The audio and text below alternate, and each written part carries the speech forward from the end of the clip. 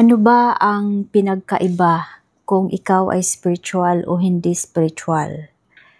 Okay, kung hindi ka spiritual, like ordinary tao ka lang, hindi ka nag-iisip, yung iniisip mo lang is mga material na bagay, yung everyday na ginagawa mo, like you have to really push yourself na magtatrabaho ka lagi, dapat may pera na lang lahat yung iniisip mo kasi pag walang pera, life is hard, tapos very dependent ka din sa sa religion. Okay, very dependent ka, yung ang God mo is yung judgmental ang God mo. Kasi it's all about sin. Pag may kasalanan ka, parang your God is fear. May takot ka sa Diyos. May takot ka sa mga ginagawa mo na i-judge ka sa Panginoon, i-judge ka sa Diyos. Tapos, life is harder because lagi kang may iniisip, no?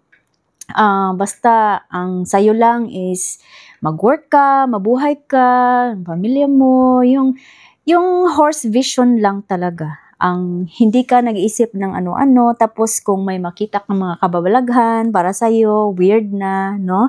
Like, nakakita ka ng mga tao na, or you hear someone na, spiritual sila, parang dilulu yata yung mga tao na yan. Ganon, no? So, very judgmental hindi naman lahat, no? Pero, I would say 80% of the people are judgmental. Okay? Pag hindi ka spiritual. Kasi nga, wala kang iniisip. Marami kang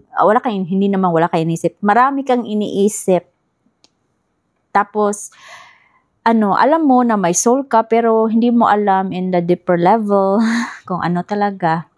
No? So, para kang ignorante sa mga bagay-bagay.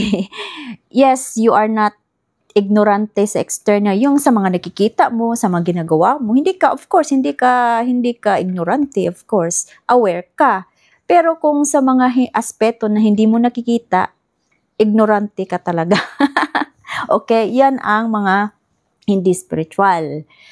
Pag spiritual ka, iba. Okay, iba siya. Kasi,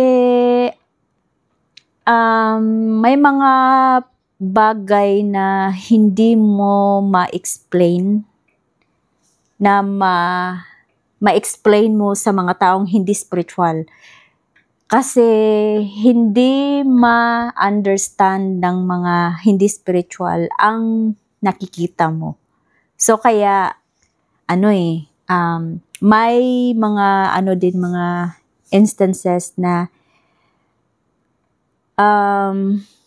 hindi naman sa limit ng mga spiritualist na magsabi ng kung ano, kasi hindi nga maintindihan. So, we only talk to people na kung ano yung capacity nila na pwede nilang maintindihan about spirituality. Hindi lahat ng bagay, yung mga natutunan namin, hindi namin ma-explain sa mga hindi spiritual kasi hindi talaga mag-grasp, hindi nila ma-imagine kasi hindi nila na-experience. Okay? So, ganun ang talagang, ang mahirap kasi ginajudge ang mga spiritual na mga dilulu. Dilulu naman talaga kasi, diba, iba ang nakikita. At saka, ang sa akin lang na, ang hindi talaga kaaya-aya is yung mag-judge ang tao sa hindi naman nila kilala, diba? So, pero one day, I believe, one day na there are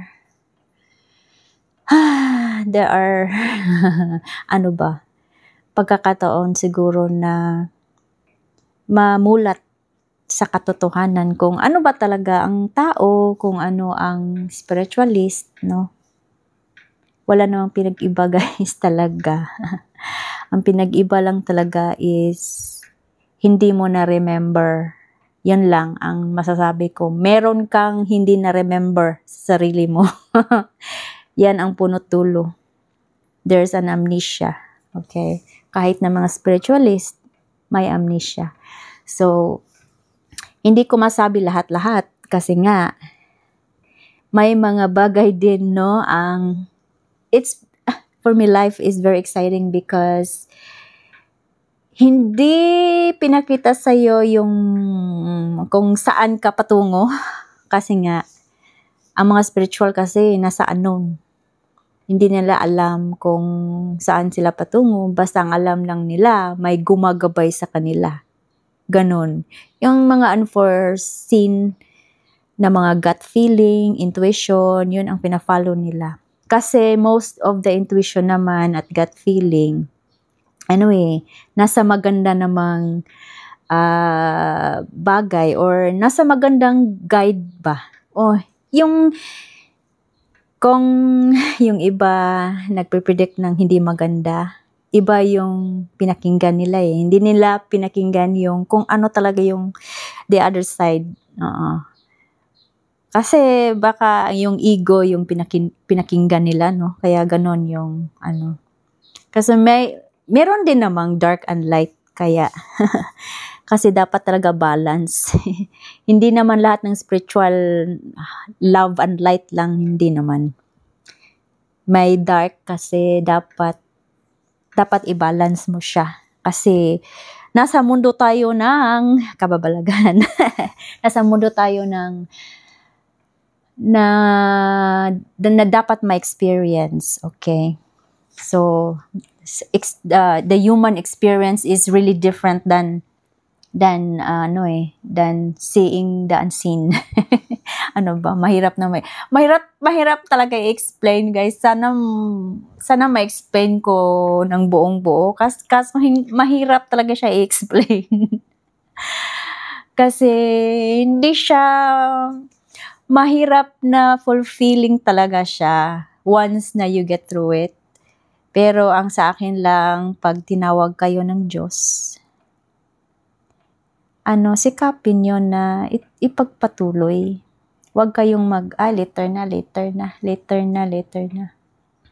Kasi mawawala yung strong intuition nyo eh. Mawawala. Hindi naman mawawala. May chance na nga kayo nga ipinupush nga ng pagkakataon. Pero inaano nyo later na. Hindi nyo binuksan yung mind nyo na marami kayong magagawa, no? With Jesus nga, 40 days lang na-get na yung ultimate freedom. Okay, freedom. Kung ano ba talaga ang mundo, ano ba ang tao, o ano ba ang kaluluwa, soul, right? So, ano ang purpose ng soul? Anong purpose ng pagkatao mo? At saka, yung mga tao, okay? At saka yung, bakit nandito si Jesus? No? Hindi naman nawala si Jesus, guys. Nandito lang naman siya. Tayo lang ang hindi nakikita kasi bulag. Tapos hindi natin binuksan yung buong-buo yung ating pagmamahal sa Kanya. Mayroong limit may resistance. Pag may resistance ka talaga, let's say, you pray today. Sabi ko, Jesus, I want to, feel ko na I will get this. Pero behind naman, parang, di yata. See, that's resistance. So, pag ganyan, hindi talaga matutuloy. Gusto ni Jesus na ibigay sa'yo, pero wala. Diba? Jesus is just one way of getting. Kasi siya talaga ang tutulong sa'yo talaga. Oo. Siya para siyang guide talaga. Sa akin talaga si Jesus talaga kasi dalawa.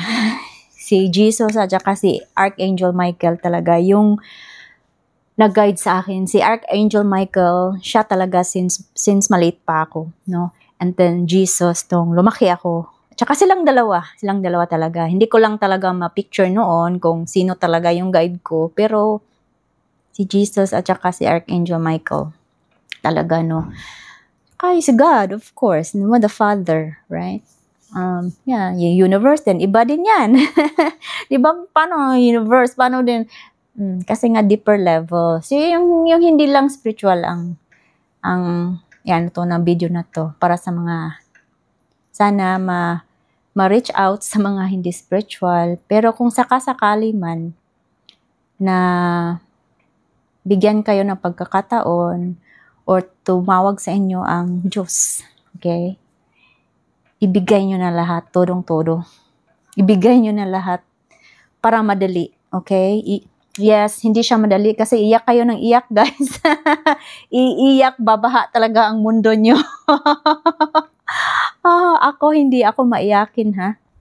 Pero nang dumating to sa buhay ko, oh my goodness. Parang isang, ewan ko, isang swimming pool yata ang binuhos kong na luha. Now I'm just laughing at it because I finally made it, you know, like, ano ko na eh, inilabas ko na lahat eh. What, diba? Kung ito na ang chance ko, bigay mo na. Diba? While nabubuhay ka, diba? Chance mo na. Kaya ako sa akin, bahala na yan. Money will come by or, you know, ang mga problema, ibigayan dahil nga you overthinking. Kaya ganyan. Kaya ako very lighter na, you know. Because I know na God will help me, the universe will align me to my desire, you know. Wala naman ako medyong desire, guys. Ang gusto ko lang na manood kayo ng video ko na hopefully na mayroon akong ma-help through my presence here in YouTube, online is in the web, right? My frequency can reach people or my frequency can help whatever that is needed for humanity. Ganon yun ang ano ko ngayon, ang thinking ko. Kasi every spiritualist may role dito sa mundo, kaya importante na hindi makalimot. Importante na mabigyan nyo ng pansin kung ano talaga kayo. Kung ano yung role nyo. Dapat hindi nyo malimutan. Kasi tinawag na nga kayo. Ba't nyo pa hihindian? No? Bakit nyo pa? Kasi nga tinawag kayo. Kaya tinawag kayo kasi may possibility na makahelp. Pero kung hindi naman tinanggihan, okay lang naman din. Free will din naman, di ba? Hindi naman tayo makakapush ng tao na ganyan. Pero most of the people na talagang nag-sign up is mga strong, mga powerful. Okay, so ganun lang. Support lang tayo with each other. And yeah, kung ikaw ay sakasakaling nanood ng video na to, baka may spark ka, part ka ng community. Okay, so I will give you some energetic love. Okay, and hopefully you'll be able to find your light. Okay, so this will be our video for today. Love you guys.